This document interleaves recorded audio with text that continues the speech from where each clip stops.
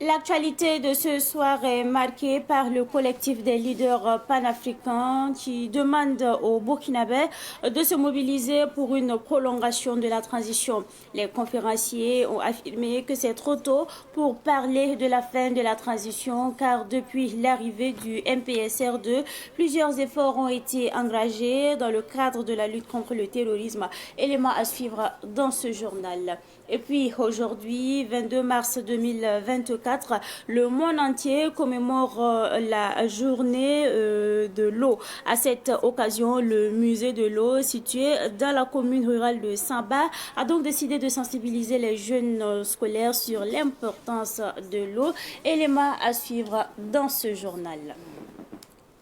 Mesdames et messieurs, bonsoir et bienvenue à ce rendez-vous consacré à l'actualité sur Savane TV. Comme annoncé en titre, le collectif des leaders panafricains s'est exprimé ce matin à Ouagadougou lors d'une conférence de presse.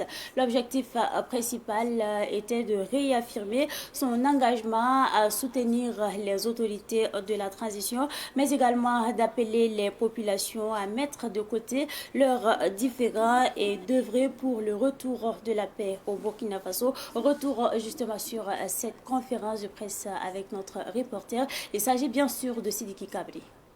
Lors de cette conférence, le collectif a réitéré son soutien indéfectible aux autorités de la transition. Il a également saisi cette occasion pour dénoncer et rejeter les rumeurs sur sa vie. On reproche au CLP, c'est comme toute personne qui veut bien faire son travail, qu'on le reproche afin de ne pas faire bien son travail. Il s'allie aux partis politiques, aux politiciens, qu'il est contre le pouvoir. Tout ça, c'est des insanités, c'est des insultes. Mais, comme je l'ai dit, la patience et la clairvoyance et les autorités et les soutiens du CLP font qu'aujourd'hui, on met cette conférence de presse pour éclaircir l'opinion nationale et internationale que le CLP reste toujours aux côtés du peuple, aux côtés de FDS et VDP. Suite à une analyse du processus de reconquête du territoire national, le collectif a exprimé le besoin d'une prolongation de la période de la transition. Et vous savez que la charte de la transition prévoit dans son article 19 que la transition peut être révisée sur l'autorisation du président de la transition avec un tiers de l'Assemblée législative. C'est à ce niveau que nous demandons à toute la population de se mobiliser parce que le pouvoir appartient au peuple. C'est le peuple qui décide de se diriger.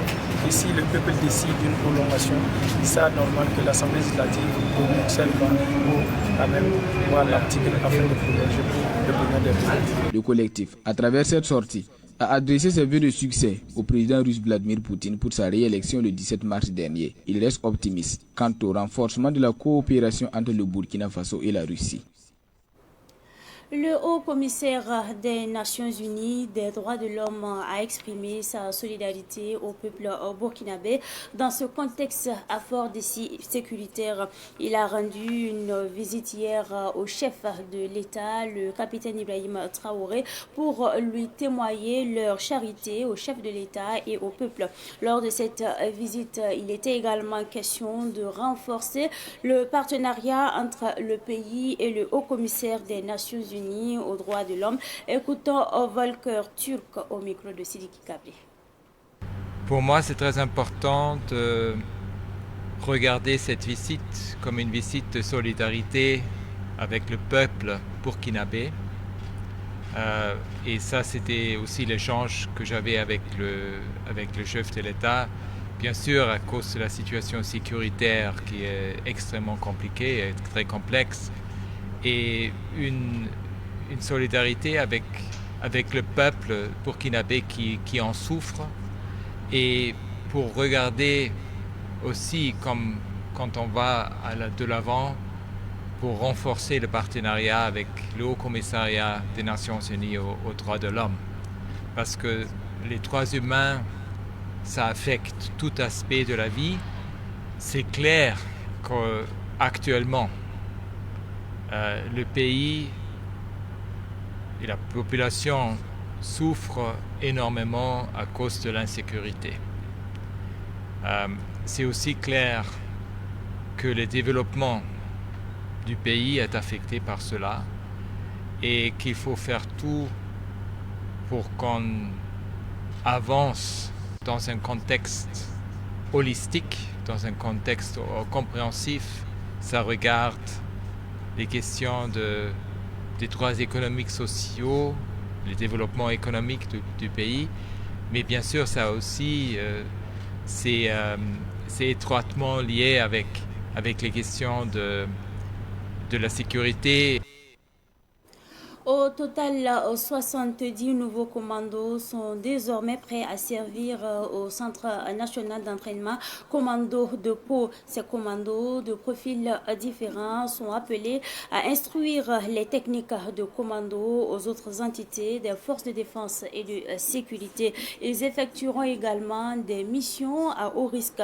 La cérémonie de leur fin de stage s'est déroulée hier au Centre national d'entraînement commando de Pau. Et c'est un reportage signé Issa Oumarati.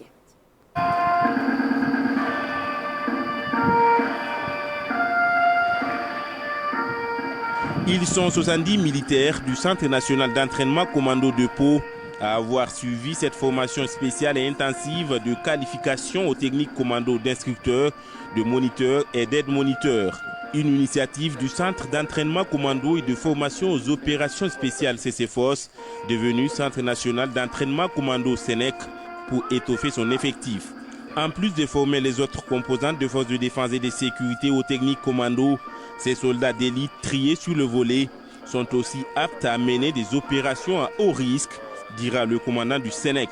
Ce stage répond au besoin d'avoir un personnel d'élite compétent et qualifié pour instruire les techniques commando aux autres entités des forces de défense et de sécurité, d'une part, et d'autre part, de disposer d'un réservoir de personnel aguerri et apte pour les actions d'audace. Ce stage a été conduit en 2 phases. La première phase, très intense, physiquement et moralement, où les nerfs, les muscles et le moral sont mis à rude épreuve, visait à approfondir l'aguerrissement des futurs qualifiés pour faire face à toutes les difficultés potentielles du champ de bataille, combien souvent éprouvant. Avec un rythme de 22 à 24 heures sur 24, la fatigue, la faim, le sommeil, le stress intense sur les obstacles accompagnent les stagiaires, tout cela dans le but de les amener au-delà de leurs limites et forger le moral des plus faibles. Le rythme de la formation des nouveaux commandos a été intense entre exercices tactiques et parcours d'obstacles au cœur des collines et des forêts du Naouri, ajoute le commandant en chef du Sénèque. Que dire du circuit Yansongo?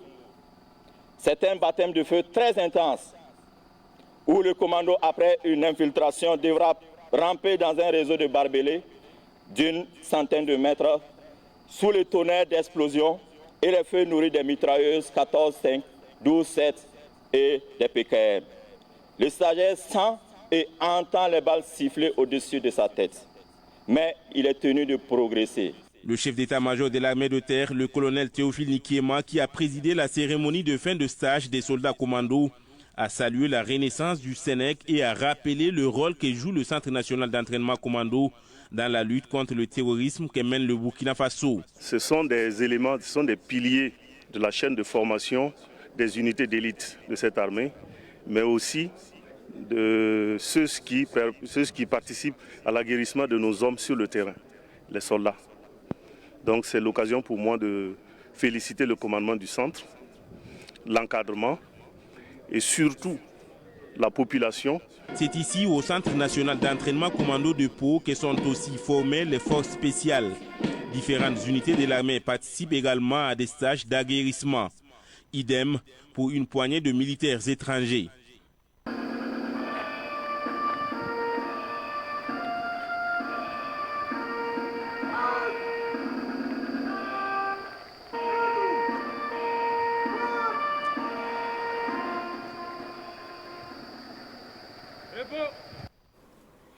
Après donc ce reportage sur les 70 nouveaux commandos, nous parlons de l'association Action communautaire pour le bien-être de l'enfant et de la femme au Burkina Faso, en abrégé ABFAB, qui poursuit d'ailleurs ses actions de sensibilisation dans la lutte contre les violences gynécologiques et obstétricales. L'ABFAB a initié hier une réunion de plaidoyer auprès des leaders d'opinion pour justement les amener à adhérer à leur projet dénommé Justice et dignité pour les femmes face aux violences gynécologiques et obstétricales.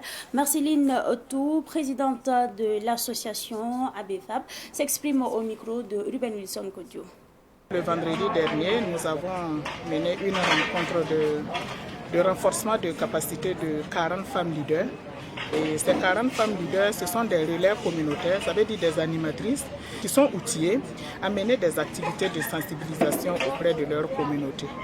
Et aujourd'hui, il arrive maintenant que nous avons une rencontre maintenant de plaidoyer avec les parties prenantes et par rapport à ce phénomène-là qui nous tient vraiment à cœur, les violences gynécologiques et les violences obstétricales. C'est un sujet un peu sensible, un sujet délicat que tout le monde ne veut pas en parler. Donc, ce qui se voit sur le terrain, le constat fait sur le terrain, ce qui a mené ABFAB aujourd'hui à mener cette action de plaidoyer-là auprès des leaders. Tout ce qui a été dit ici, et tout ce qui a été constaté, les agents de santé se sont défendus comme ils peuvent, la communauté également se sont défendus comme ils peuvent, et les idées réunies ici, les expériences vécues par tout un chacun de nous ici, va faire l'objet d'un écrit que nous allons porter au niveau du ministère de la Santé pour un plaidoyer global. En première ligne de l'action climatique, c'est sous ce thème que le monde entier célèbre la Journée mondiale de la météorologie. Commémorée chaque 23 mars, le Burkina Faso a marqué cette journée par des panels sur les enjeux et les actions du changement climatique. Les précisions avec Fatih Sankara. Réflexion et sensibilisation sur les impasses climatiques et les services régaliens de l'Agence nationale de la météorologie ANAM. C'est le déroulé de la commémoration de la 74e journée mondiale de la météorologie au Burkina Faso.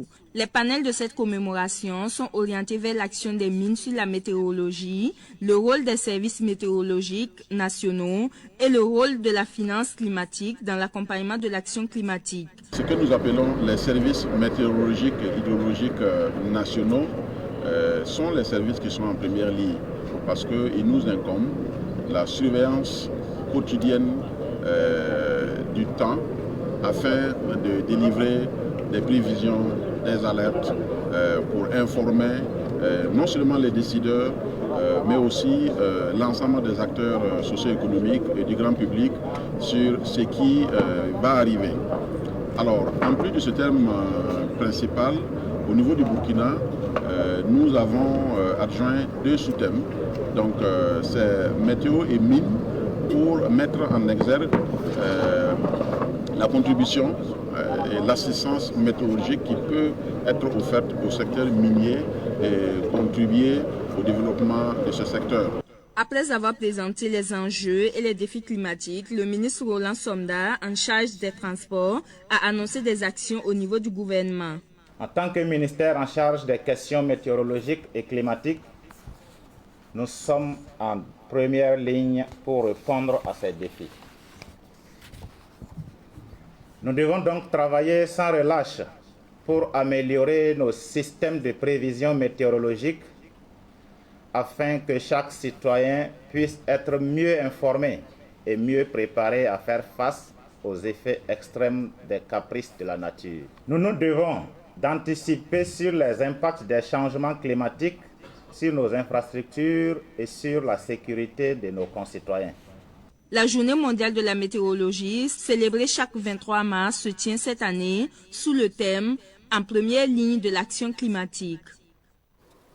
Chaque 22 mars, la communauté internationale marque un arrêt pour célébrer la journée de l'eau. Une occasion justement pour le musée de l'eau, situé donc dans la commune rurale de Samba, de sensibiliser les jeunes scolaires sur l'importance de l'eau. Cette journée internationale est célébrée sous le thème « L'eau pour la paix ». Daouda Yamewo. L'eau est utilisée dans la médecine. La commémoration de la journée de l'eau a servi d'occasion aux responsables du musée de l'eau d'expliquer aux écoliers les vertus de l'eau afin de susciter une prise de conscience des plus jeunes pour la protection des liquides précieux. Nous avons convié les enseignants et les élèves et vous avez pu constater qu'ils sont venus en grand nombre. Parce qu'il faut commencer avec les enfants. La pédagogie et l'éducation de l'eau doivent commencer toujours avec les enfants. La question de l'hygiène. 90% de nos maladies sont liées à l'eau. Il faut les apprendre dès le bas âge dans les écoles. Comment se laver les mains. Il faut d'abord apprendre à l'enfant à boire de l'eau potable. Il faut apprendre à l'enfant à se laver tous les jours. Il faut apprendre à l'enfant à se laver les mains matin, midi, soir. Dès qu'il finit de s'amuser, dès qu'il doit manger, après le repas, après les toilettes. Tout ça, ce sont des messages forts que le musée de l'eau développe. La preuve est qu'on a un domaine qui s'appelle WASH, qui développe toutes ces pratiques pour qu'on en fasse ce qu'on va appeler des mécanismes ou des réflexes pour les enfants. L'or bleu est une source de communion, de stabilisation et de réconciliation des populations, selon Alassane Samoura. Il ne peut jamais avoir de paix dans le monde sans la ressource vitale qui est l'eau. En apportant plus d'eau dans les zones de conflit, d'abord, on permet aux gens de s'installer et de s'assurer que la matière première, la matière vitale est là. Donc ça sécurise déjà leur façon de s'installer, leur manière de voir les choses. Parce que sans l'eau, même si vous leur donnez de la nourriture et qu'il n'y a pas de l'eau, vous n'avez pas résolu le problème. La grande priorité aujourd'hui au Burkina, et même à travers beaucoup de pays du monde, c'est la question de l'eau. C'est la 4e fois que le musée de l'eau célèbre la journée mondiale de l'eau sur le site du musée dans le village de Moutili, commune de Saba. Le président de la délégation spéciale de la commune de Saba a invité les jeunes et l'ensemble des populations à protéger l'eau. Il a promis un forage au musée de l'eau.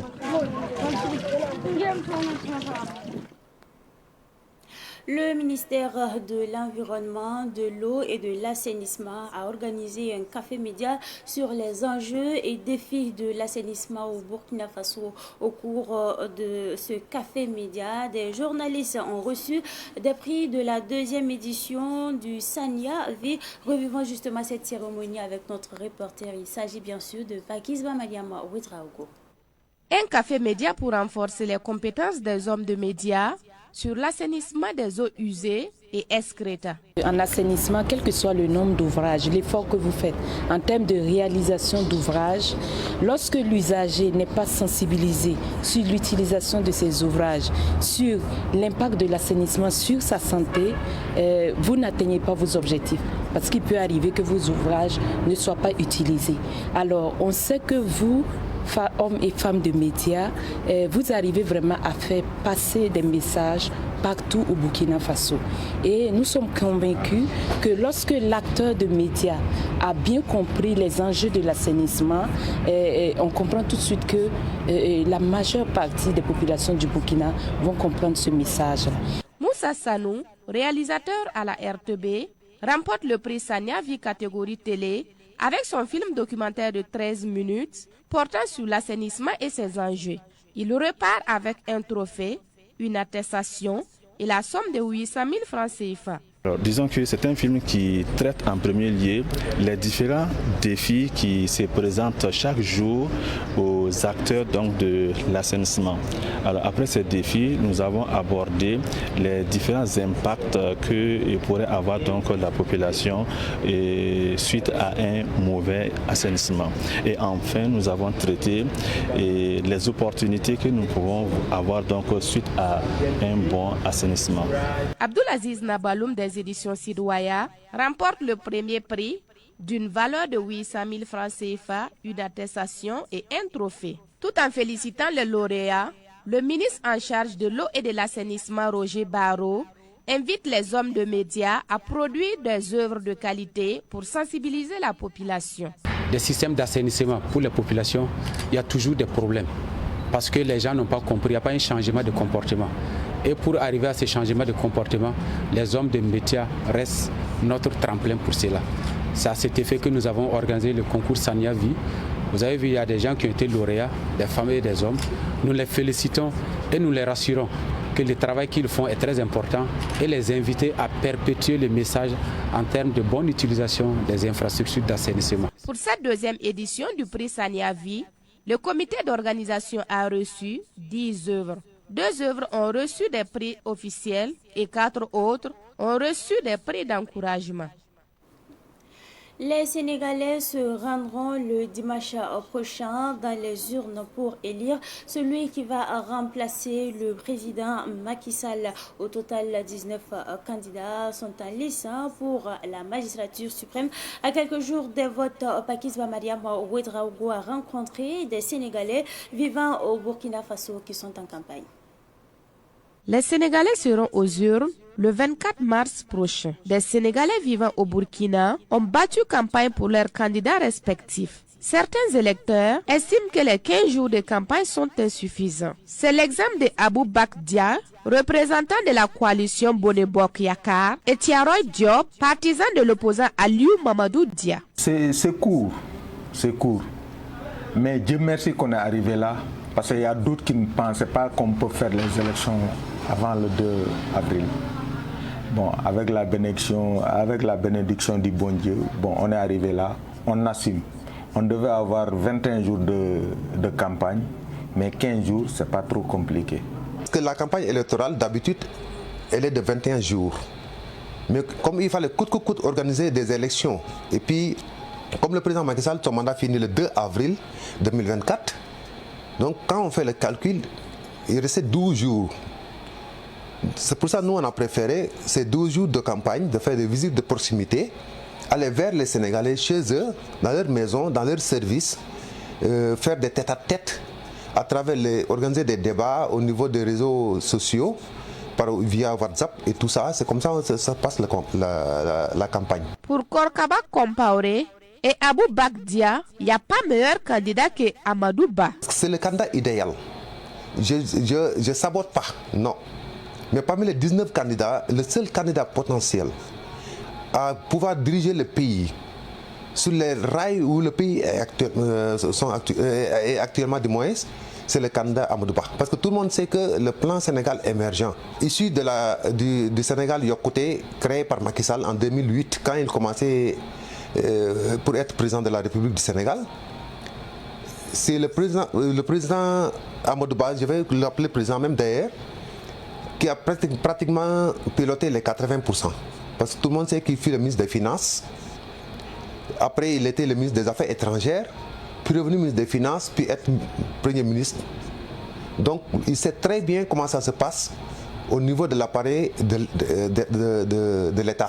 Actuellement, si vous suivez les actualités au Sénégal, il n'y a pas ce candidat qui peut parler de programme exact. Il n'y en a pas. Parce que là où tu touches, Macky Sall a déjà touché. Je vous dis que Macky Sall va partir le 2. Et il continue à inaugurer. Hier, il a inauguré. Aujourd'hui, il inaugure. Il va inaugurer jusqu'au premier des inaugurations. Il n'y a pas là où Macky Sall n'a pas mis sa main, du moins. Et il a laissé des projets. Mais je vous demande, quelqu'un qui a tout fait pour le Sénégal, qui a laissé des projets qui sont tantôt c'est complet, tantôt c'est incomplet. Je vais prendre une autre personne qui viendra pour me dire que tout ce que le président a fait n'est pas bon. On va recommencer à zéro. À quand le développement du Sénégal? Notre nouveau candidat Amadou Ba. Il était là depuis Abdoulaye Wade. Macky Sall, c'est le fils d'Abdoulaye Wade. C'est la continuité actuellement.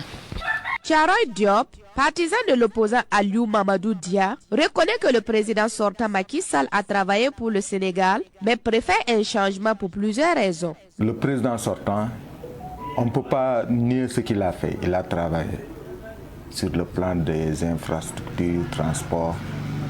Mais nous avons un problème, par exemple, à la justice. Et puis la séparation des pouvoirs. Il y a des trucs vraiment, il y avait des couacs. Vous avez même vu les événements qui se sont passés à cause des problèmes de justice et autres. Donc, vraiment, nous voulons un renouveau pour qu'on puisse avoir un gouvernement avec la séparation totale des pouvoirs, que le président ne pourra pas mettre sa main partout, quoi. Le candidat Aliou Mamadou Dia est méconnu des Sénégalais, mais reste l'idéal. C'est ce qu'avance Tiaroy Diop. Bon, la victoire du président Aliou Mamadou Dia, dans la mesure où c'est un homme que les gens n'ont pas vraiment eu la connaissance qu'il faut, parce que c'est un fonctionnaire international. Il a eu à redresser des pays tels que le Togo. Bon, tout récemment, il était au Cameroun avec le programme des Nations Unies pour le redressement économique. Donc nous avons l'espoir qu'il peut vraiment gérer la situation. Ce sont plus de 1500 électeurs qui se sont inscrits sur la liste électorale pour près de 8000 Sénégalais vivant au Burkina Faso. Il est prévu pour le vote 5 bureaux, à savoir 3 à Ouagadougou, 1 à Koudougou et 1 à Bobo-Dioulasso.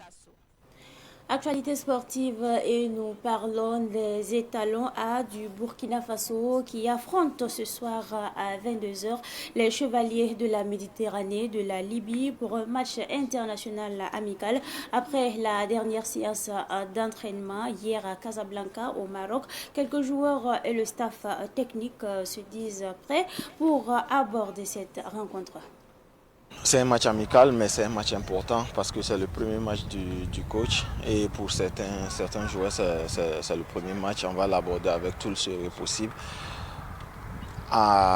Et aussi, on ne va pas oublier que c'est un match amical. On doit travailler le système défensif, le système offensif et puis pour mieux préparer les échéances à venir en juin. Le groupe vit bien, Edmond il est là avec moi pour pousser le groupe. Il y a les autres cadres aussi, Blati et Aziz qui sont là. Donc je peux dire que le groupe vit bien. Le staff aussi a bien intégré l'équipe et aussi ils ont fait les bisutages hier. Donc je peux dire que le groupe vit bien. Là nous sommes à notre 3e séance. Moi je dirais que c'est comme tous les encadreurs qui sont venus. C'est d'essayer de faire une équipe avec tout le monde. Aujourd'hui ils sont là pour nous aider. Et nous aussi, on va leur faciliter la tâche, on va les écouter et mettre en pratique aussi ce qu'ils ont de nouveau à nous enseigner et tout. Donc c'est toujours un plus d'avoir des nouveaux encadrés parce qu'ils viennent avec leur expérience, leur connaissance. Donc c'est un bien pour nous, surtout nous les joueurs, de pouvoir apprendre et être encore meilleurs. Nous pensons en tout cas que les joueurs sont prêts, l'encadrement est aussi prêt. Et je pense que vous aussi, vous êtes prêts pour prendre les belles images. Et nous allons jouer ce premier match, et en tout cas avec beaucoup d'enthousiasme. Voilà, c'est un match amical, mais il faut voir notre santé. Voilà, notre santé, est-ce que l'équipe nationale, est-ce que ça va? Nous essaierons de faire ce soir la mise en place pour permettre aux joueurs de répéter les gammes. Et on verra sur le terrain ce que ça pourrait donner.